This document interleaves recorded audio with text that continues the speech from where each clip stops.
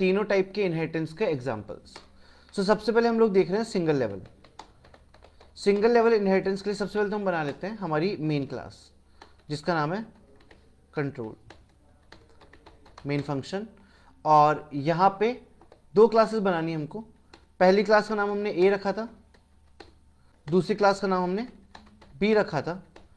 हमने फिर बी के अंदर किसको एक्सटेंड किया था, ए को इनहेरिट कर दिया हमने। इनहेरिटेंस करने के बाद हम यहाँ पे जाते हैं और लिख देते हैं वॉइड f1 करके एक फंक्शन, और यहाँ पे सिंपल सा स्टेटमेंट दे देते हैं hello from A.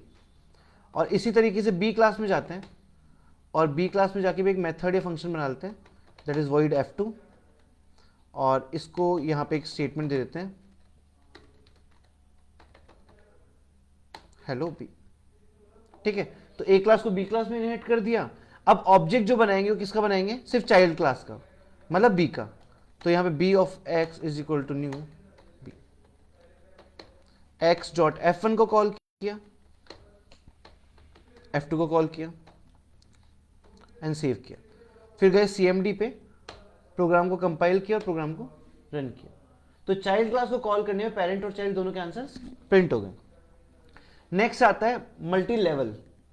Multi level के लिए लॉजिक क्या था कि यहां पे ए को बी में डालेंगे, अब ऐसे ही बी को किस में डाल देंगे, सी के अंदर। तो यहां जाते हैं, एक और क्लास बना लेते हैं, इसका नाम डाल देते हैं सी, इसके अंदर डालेंगे किसको, बी को, और यहां पे फंक्शन का नाम चेंज करके f3 कर देते हैं और यहां पे हेलो सी कर देते हैं। इसके बाद जाएंगे यहां पे एक और क्लास ले लेते हैं डी क्लास, डी को शेयर कर देंगे सी, और यहां कर देंगे f4, और यहां पे कर देंगे हेलो डी। तो बेसिकली हमने क्या किया, ए को डाल दिया बी में, बी को सी में और सी को डी में। तो फाइनल ऑब्जेक्ट जो बनेगा वो किसका बनेगा, डी का। यहां गए x डॉट f3 को कॉल कर लेते हैं और x डॉट f4 को कॉल कर लेते हैं। ये करने के बाद हम जाएंगे और प्रोग्राम को रन करेंगे, और इस तरीके से हमको चारों आंसर्स मिल जाएंगे। नेक्स्ट जो आता है वो है हियरार्किकल। हियरार्किकल क्या था, इसमें तीन क्लासेस थी, ए बी और सी। ए पेरेंट क्लास थी और बी और सी चाइल्ड थे, इसके मल्टीपल चाइल्ड हो सकते हैं। तो हम यहां से डी क्लास को हटा देते हैं पहले। ओके, अब हम क्या करने वाले हैं, ए क्लास को शेयर करेंगे बी में, जो कि हमने कर रखा है, और ए क्लास को ही शेयर करेंगे किसमें, सी में, इस तरीके से।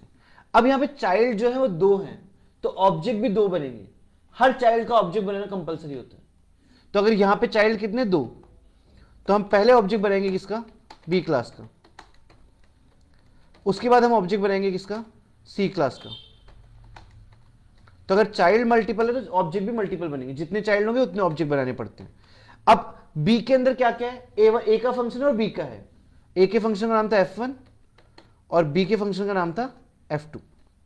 ऐसे सी के अंदर कौन कौन से फंक्शन है, ए का और सी का। तो ए के फंक्शन का नाम है f1 और सी के फंक्शन का नाम है f3। आप देख लो यहां पे ए को शेयर किया बी में, तो ए में था f1, बी में था f2, सी में था f3, तो सी में शेयर किसको किया है, ए को किया है। तो ए के अंदर f1 था, वही किस में चला गया, सी में। सो इस तरीके से हमने एग्जीक्यूट किया। अब प्रोग्राम रन कर लेते हैं।